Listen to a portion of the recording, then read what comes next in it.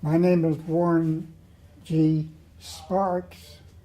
I don't really know the date that I joined the Emmons. I know when I joined the Navy. I joined the Navy in 1940.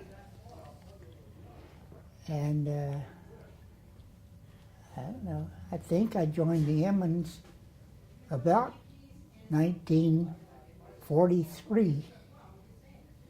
I'm not sure. And what was your rank when you joined the Emmons? When I joined the Emmons, I was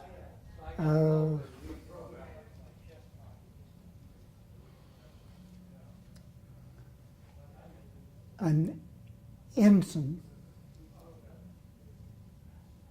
and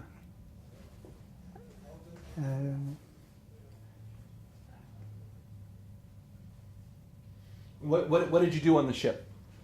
The boat. on the ship. No, excuse me. Wait a minute now. I was not an ensign when I joined the ship.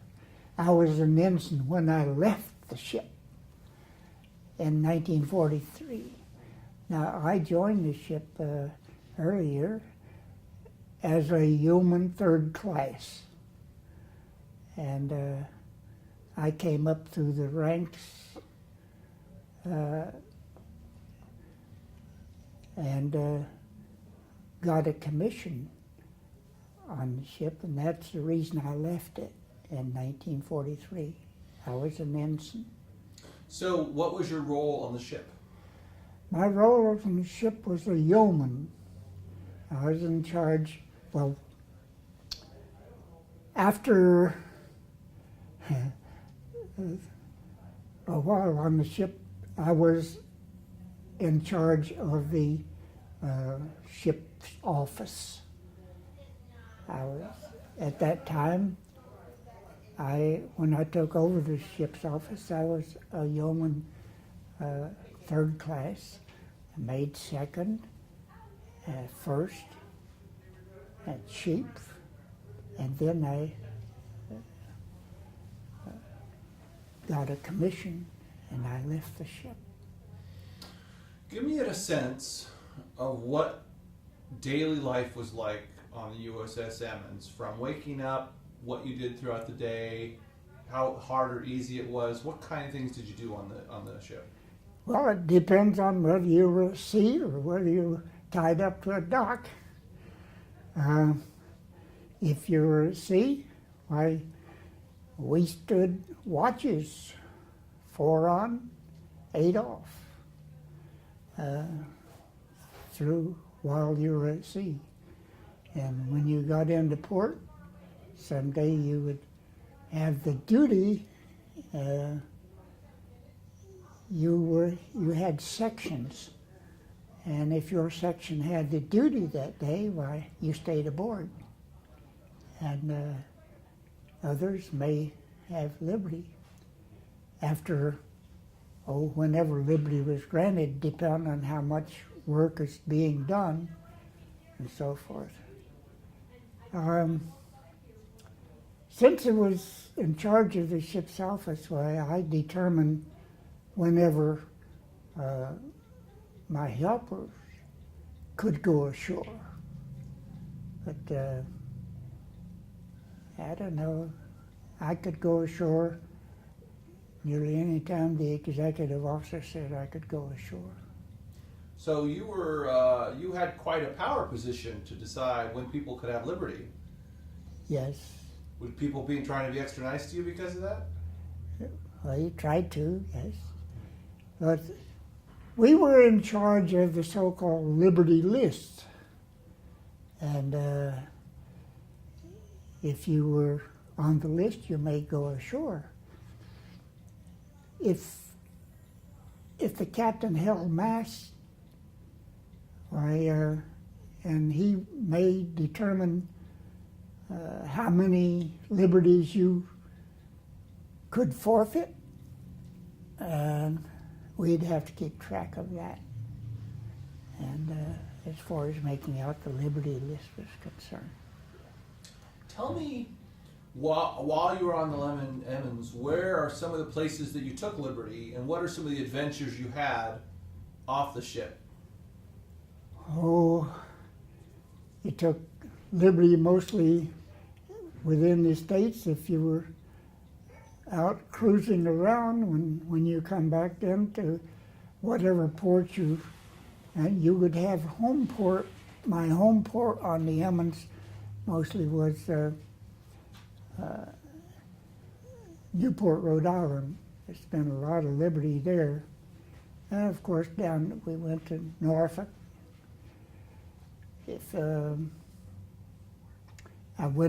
we go to Europe, you might. We spent a lot of time around in England and Scotland. We could go ashore there. So, was it more touristy, or how raucous did it get when you guys were going offshore? I'm sorry? How crazy did it get when you guys were going offshore? Oh, it wasn't bad at all. No, they were a pretty good group of boys. But, we naturally, there were some that depend on if they did not get caught by the police. Why, of course, there was nothing to it. But we also, as you know, we sent shore patrol ashore, and they looked after. You usually went around to the places where the sailors might hang out and kind of keep an eye on them, see that they do not misbehave. When you think about your time on the Emmons, is there a particular anecdote that comes to mind, a story that you remember? A particular what? Story that you remember? Not a story, no. What was your favorite time on the Emmons? Do you have something that was like your most favorite moment? Oh. I can't say that. The most favorable trip that I took was on the Emmons when we went up around the Arctic Circle down into Murmansk, Russia. And that is the most memorable trip that I made on the Emmons. Why? What was memorable about it? Well, it was cold and standing watching, where you had masks on to keep your face from freezing and everything. But then we would get down, and just the fact that we were going into Russia, that's what made it memorable, I guess. I don't really have anything that stood out saying what is the best thing that I ever did on the Emmons or something like that. I just don't remember anything like that. How about the sleeping arrangements? Was it uncomfortable? What was comfortable? The sleeping arrangements, was that difficult? How did that work out? Oh, well, you had your bunks. The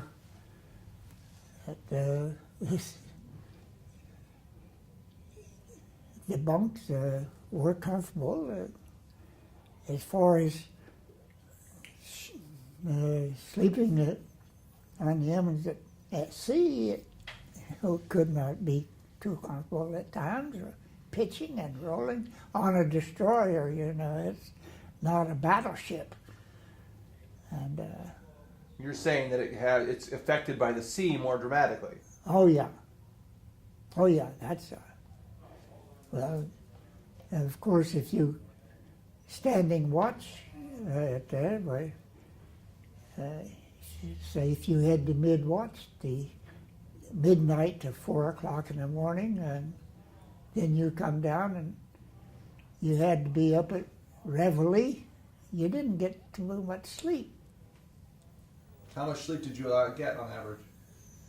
And so you'd grab a nap anytime you could during the day. How much sleep would you be able to get? Well, as I said, it depends on what watch you have. During the day, you were expected to be on your job site. And the only time that you can grab any sleep that might be available is after 5 in the day and before 8 in the morning.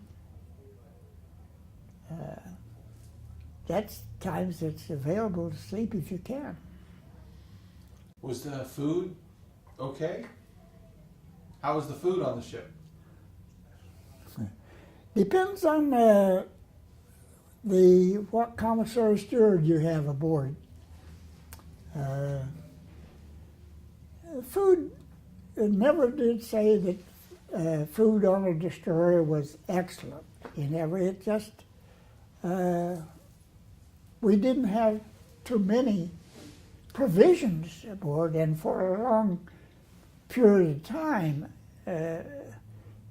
when we did bring provisions, fresh provisions ashore, when we were tied up to a dock, we couldn't store too many, but then if you go to sea, it doesn't take long to run the fresh provisions out. So after that, why, you couldn't say the food was too good. When you think through everything you did on the Emmons, what was the hardest part or the thing that was most frustrating about living on a destroyer? The hardest part of living on the destroyer is trying to keep your legs underneath you on the sea, particularly in the North Atlantic. We spent a lot of time, the Emmons, while I was on the Emmons, I was in the Atlantic. When I got a commission and left the ship, then the ship went to the Pacific. But I wasn't on, I went to the Pacific, but not on the Emmons. And was the Atlantic particularly tough? Oh yeah, the Atlantic is very rough, particularly in the North Atlantic. Now you go, we did have a couple of cruises, say from north to the Mediterranean, and from the Mediterranean to South America and back. That was not the only real good smooth cruising that we did have. So at times when it was particularly rough seas, did guys ever go overboard? Did there ever problems or scary points? Oh, the problems was getting seasick. That's the problems. And usually for anyone that's susceptible to seasickness, it would last for a day or so after you left port. If you'd been in port for any length of time and got adjusted to the shore, why, then when you went to sea, why, you have difficulty for the first day or so. Sometimes you just never get over the difficulty of being seasick at sea. We had one guy, I remember that we left Boston to go to Europe. He was so sick and everything that they transferred him off the ship in Europe so he could, and actually I think they flew him back to the States. He was just never adjusted. Getting seasick is awful. Right. It's terrible. Did you get seasick? When I first went to the North Atlantic first time, I did get seasick. Not as sick as I saw some of the others get. It was terrible for some of them. But I adjusted fairly well, and I made out after so long time. Why, it was okay. When you crossed the equator for the first time, were you on the Emmons? Yeah. Tell me about the initiation. What happened when you crossed the equator? Well, the initiation. It's so many years later. You can be honest. You don't have to, to tell us the truth. What happened? Oh, well, actually, one of the worst things that you had to have, well, of course, they'd give you a spanking. The shellbacks would give a spanking to the pollywogs. The pollywog is one that's never been over the equator before. A spanking with a big wooden paddle. Oh, yeah. And that's one of the things, but the worst thing that I had to do, we had to do, they made a great big long sewed canvas down and filled that canvas full of garbage. And you had to crawl through that garbage. That was the worst thing that I had to do. Disgusting. Smelly. Terrible. Smell. Took a lot of showers right after that. Staying clean on the ship was hard in of itself. Well, yeah, because you were, after so long a time, it's depending on the length of your cruise. Didn't have much water to use, and so if you took a shower, it had to be short. And How short? How short? It had to be short. And Like, they usually had the master at arms there would have people around and make darn sure you were taking a short shower. Because you didn't want to run off out of the water. And of course, destroyer couldn't make too much water at sea. In addition, over what they had to use for the cooking and so forth. Shortage of water is really, for a long cruise, short of water was very, very tough. After a while, did everybody start to get a bit stinky? Oh, yeah. But you could get enough water where you could take and wash under the arm, so forth. So, what did you do when you were at sea for fun? Well, as the yeoman in charge of the ship's office, you had work to do. You had to keep the ship's log, that's what's happening. Then, of course, there's routine things happening during the life of a ship. It has to be recorded and so forth. You had work to do. But you must have done things to entertain yourself. Card playing. Not the only thing is card playing. What did you play? Where? What did you play? Play poker. If you can keep a lookout where you couldn't get caught. Um, that's where I learned to play bridge. And then there's other card games that could play. When you played poker, did you gamble? Nickel and dime.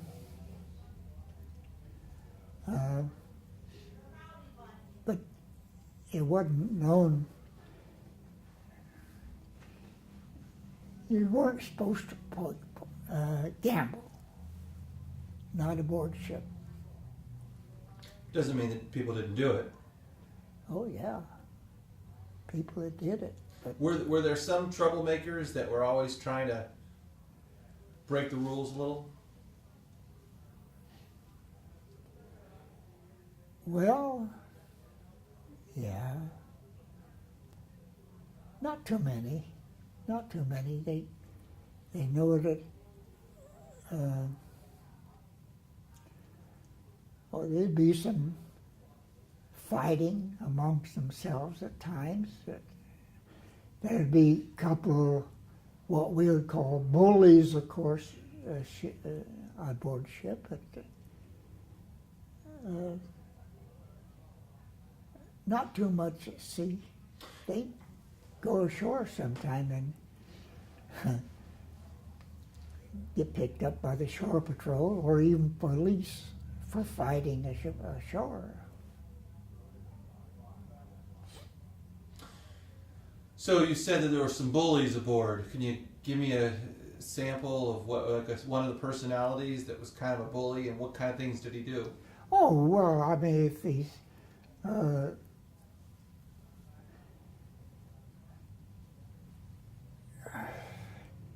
he would kind of think he's the boss over a certain group, and he may make them work a little extra. Maybe I know one guy was trying to make the boys do his work for him.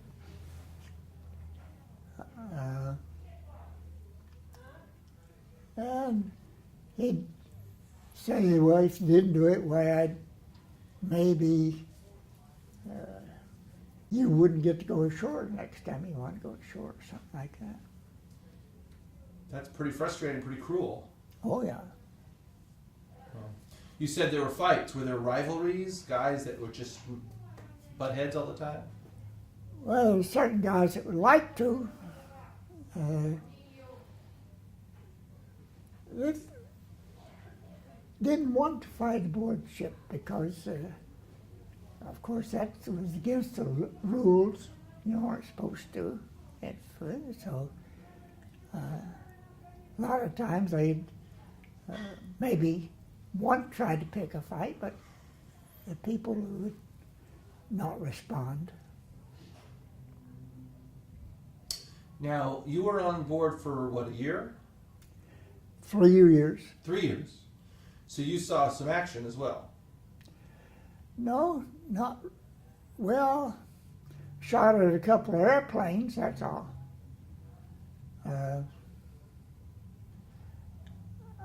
I got off just before they went to Normandy, to shore bombardment and so forth, and of course in the Pacific.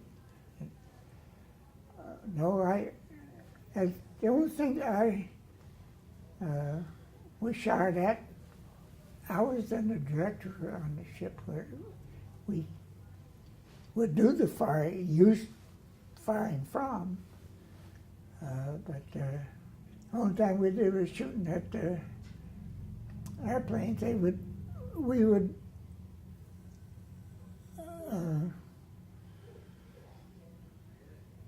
going to Russia on the way with the planes would keep out of our distance.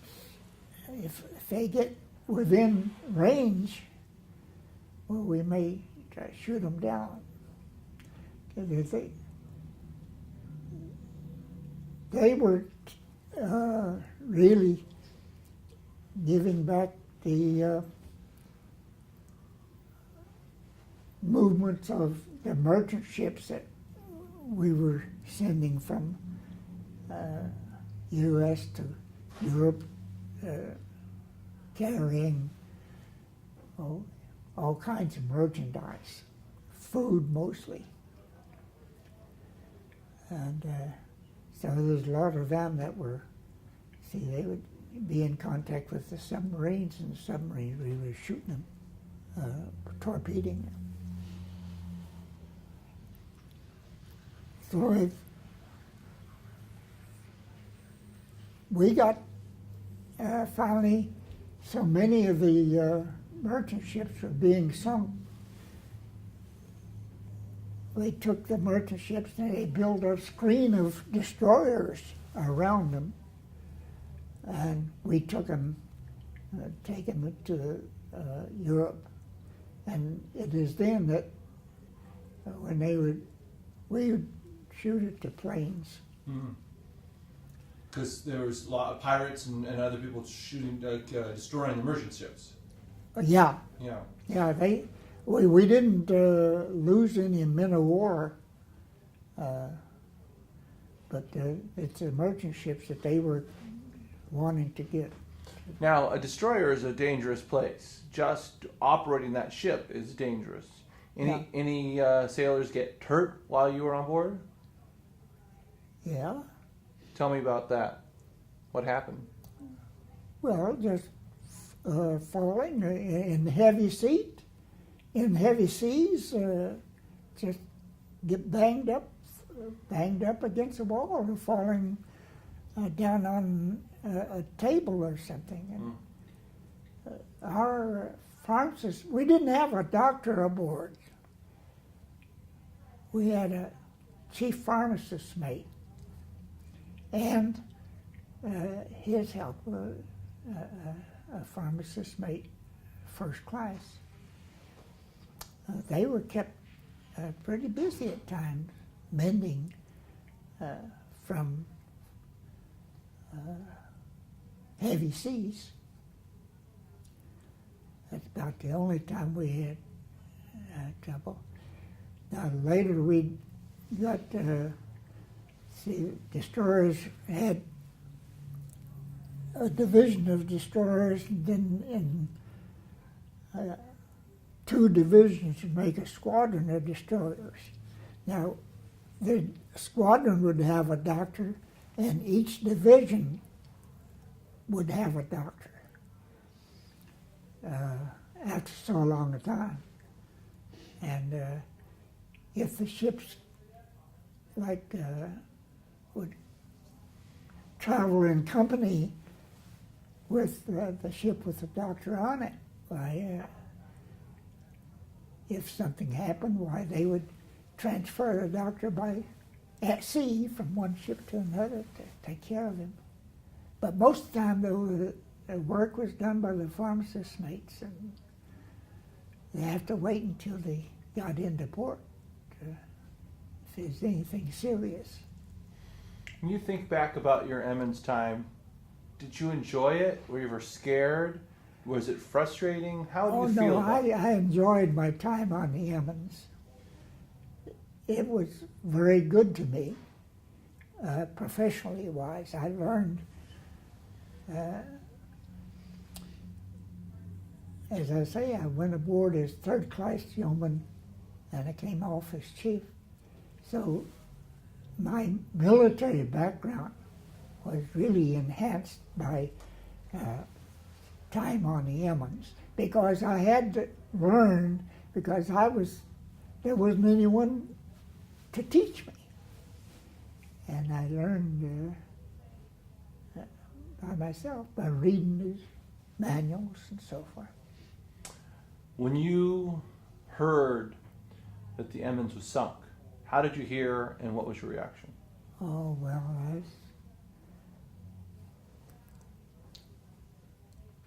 I had a lot of friends on the Emmons, and I had some of them that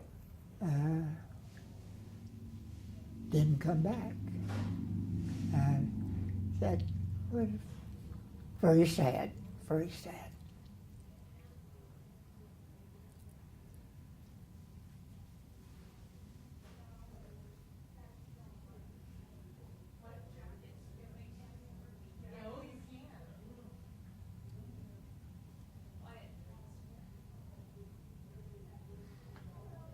Who did you lose? Who did you lose? Oh, Terry.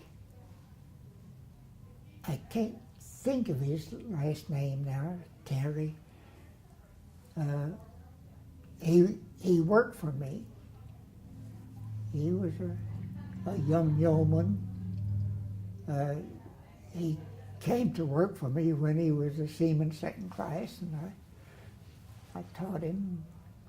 We became very good friends. I went together also with a very good friend, Slaus Kamaka. Went with Terry, went to his home in Brooklyn a couple of times. And I don't know, that's two that I didn't really remember returning. And how did you find out it was sunk? I don't really know. Oh, found out it was sunk?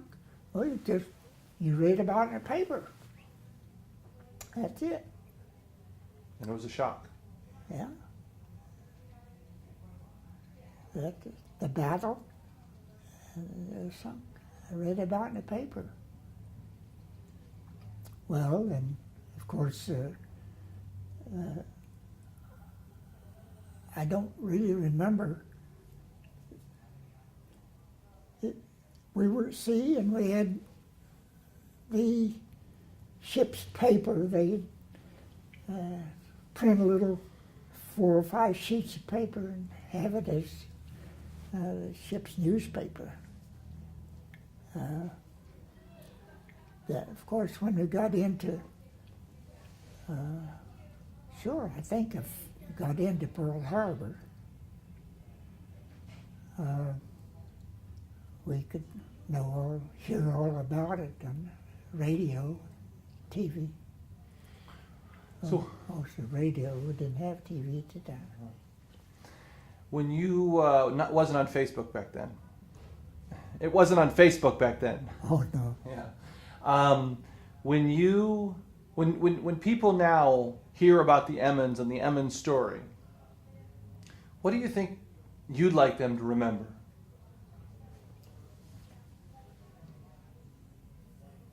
Oh, I don't know. I just let them know.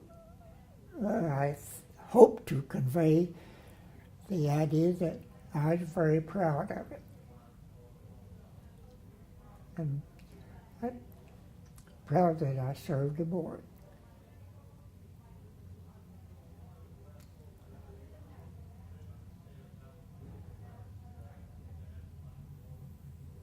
We had made a very good officer friend on the Emmons.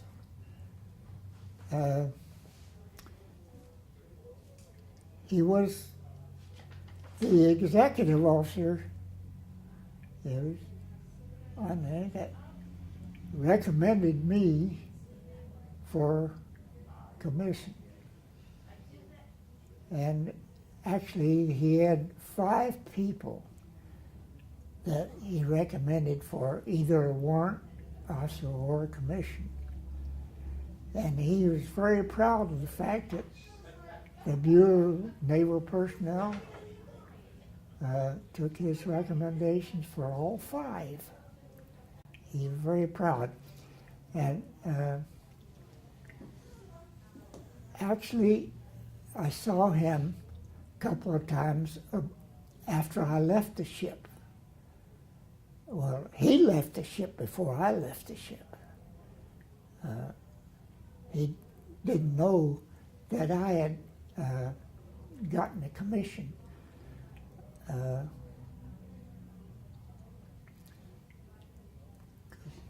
When I met him at the naval station in Norfolk there, time, he recognized me. He says, "Hi, Sparks, what happened?" And I had my uniform on. He saw that I was, I think I was JG at the time. And he said, "Oh my gosh, he was so happy for us." So his name was Hemming. And he championed you. He championed you. Yes, definitely. I wouldn't have had the success that I had. I was very happy of the success that I had. If it hadn't been for him, as you say, championing me.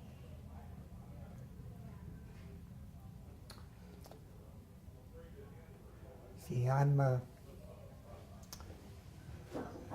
went all through the ranks and got the commission, and then went as commission up, got lieutenant,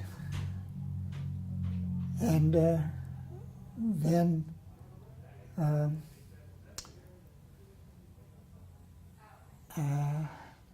I was chosen for lieutenant commander, but just before I was chosen, I got caught TB, and so when it came out that I was chosen, and went up to get the physical for that way, I couldn't pass the physical. So I presently am medically retired as a lieutenant. But it was a good run. A good run. Well, thank you so much for talking to me. Oh, thank you. I appreciate that. Yeah.